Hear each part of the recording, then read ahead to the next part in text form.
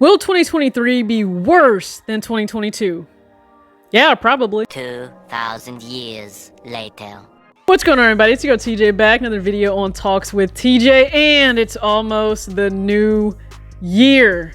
It's refreshing, it's rejuvenating, and yeah, also we start to think about what will next year hold. Do I really want to sign on for that? Hopefully you guys have seen the really funny reels or videos, short clip going around of people tapping in and they're like on the phone with God and they're like, I'm just checking to make sure that I signed up for the, you know, fun and money and prospering package for 2023 and not the package of being his strongest soldier because I feel like I've dealt with enough in 2022. Feel you there. The humor is amazing. It's also very understandable of not wanting to have to just deal with so much heading into the new year, but we have no idea what the new year will hold. Like, that's just the truth. In a lot of ways, we don't know what it will hold. In some ways, we do for sneakers. Now, I'm going to throw a few things out there, and then we're going to get out of here. Number one, we always know what's on the horizon, at least for the most part in terms of GRs for Jordan Brand, because we actually get a full unveiling of what they have in mind for spring, what's slated to drop in fall. And does anybody else actually appreciate some of the allure that comes with not knowing all of this for other brands? Now, that's not to say that knowing ahead of time what will drop in spring and fall isn't a good thing for planning, because I think it is, right? If you're somebody like me, and hopefully you do this in general, and you try to plan out purchases for the month, at least have a good idea, rough estimate, a blueprint, if you will. If you've been in this game for a while, then you likely know there's a shoe that's going to drop during any month of the year that you likely want. So it may behoove you to budget in $200 a month for a pickup. Just go ahead, get it out of the way. I at least think that's smart, so you're covered for at least one shoe catching your eye with the hopes that you can get it for retail. We know that that's like not really what happens for a lot of drops, but just go ahead and be optimistic for a second. Maybe budget $200 in there per month for a pair that you know you will likely want.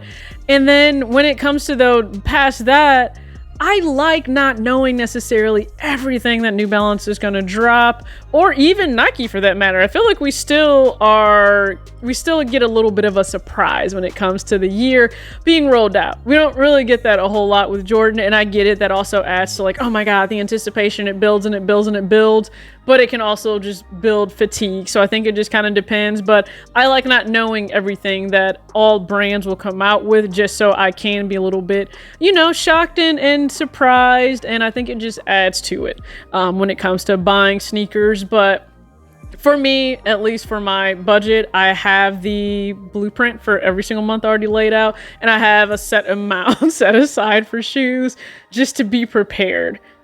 I just think you have a plan, be prepared, okay? And if you have no idea like how to start a budget, or, you know, just, you can also always Google it. But if you just want like a really easy read, then yeah, just go ahead, hit my email. It's in the description box of every video, and I'll send over my budgeting ebook. It is free, and it's really only like a quick 40-some page read, and it's very easy to understand and go through. And it's just going through the concept of what a budget is. It's really just a plan. It's a spending plan. If you don't like the word budget, just think about, how will I spend my money? You know, I need a plan of how I want to spend my income, and, you know, you just really go from there. So for me, I have a plan. I really like a little bit of suspense. Second, going beyond that, will it be more difficult? I actually think so. One, we've already seen a headline that Adidas and Nike, they're going to start to pull back on some of their production. So now we're taking supply down, but the demand won't go anywhere. I don't think it will. If the demand shifts at all, it would only be because more resellers, I think, or anyone looking to profit off of these shoes, they've decided a shoe is a brick, a term that I hate, but they've decided it's a brick because there isn't profit to be had there. Good. I'm glad. That means regular people that want to wear the shoe can get the shoe and wear it. But because they may be scrambling to make profit or the same profit margin or something similar as to what they did in 2020 or 2021, we don't know. They could go ahead and buy up more. They could be more aggressive of what they're trying to get their hands on. We know a few they're absolutely going to go for. I honestly think that you'll see the struggle. You have to put in some legwork for the White Cement 3. I really just do think that, right? Like the White Cement 3 to me ranks far above for majority of people in sneakers than the Fire Red 3. I've seen it compared to that a lot, and I just honestly just see the White Cement 3 being something people want more than the Fire Red 3. So I think it will be more difficult.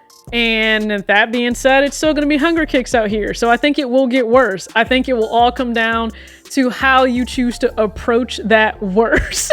Will you continue to let sneakers frustrate you all the time, or just have lower expectations? And then when you get the L, you move on from it. Now, will you get frustrated moving on from every shoe? You might, but I think you should also ask yourself this question.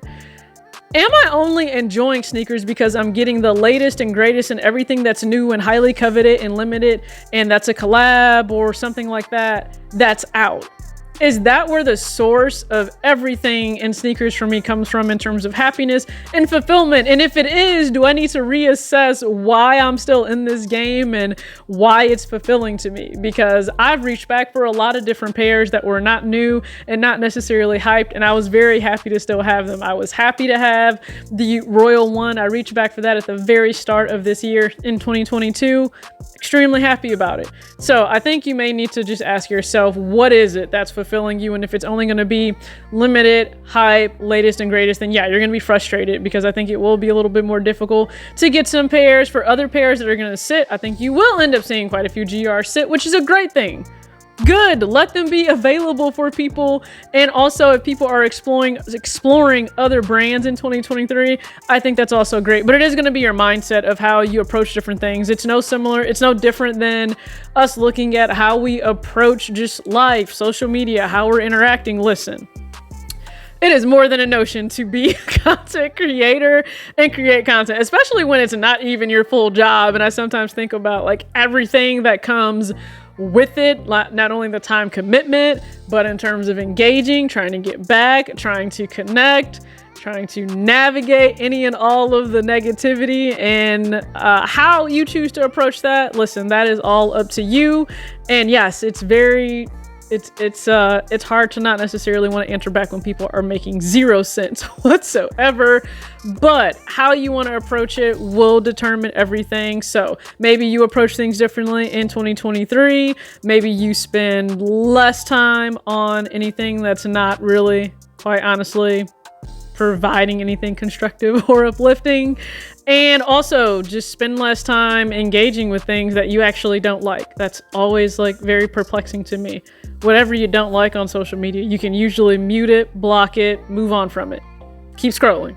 Let's try that more in 2023. And I'm wishing you all good luck on any pairs that you want heading into the new year. And I really hope that you end the new year head into the new year on a great note. I'm hoping to do the same, and hopefully I'll see you also on the channel in 2023. So with that being said, I really appreciate you guys for tuning in. As always, act your age, not your shoe size. Peace and Happy New Year.